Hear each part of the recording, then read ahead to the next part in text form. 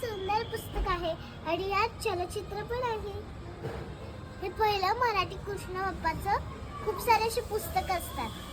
कृष्ण बाप्पाला कळतं की हे सगळं घाणेरडं पाणी आहे, म्हणून एक झाड असतं कदंबचं. ते बाप्पा काय करतो, मग तो त्या कदंबाच्या झाडेवर चढतो आणि कुटकन त्या नदीत उडी मारतो.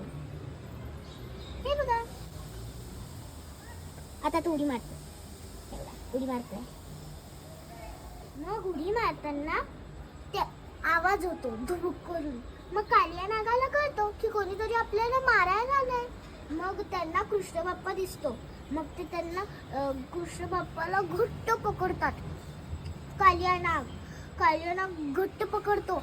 मग कृष्ण बाप्पा आपलं पूर्ण शरीर असं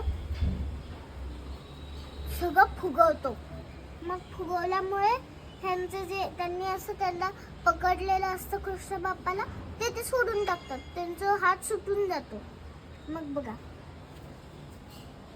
त्यानंतर मग कृष्ण बाप्पा इकडे तिकडे मान करतो, इकडे मान करतो, इकडे जातो तिकडे जातो.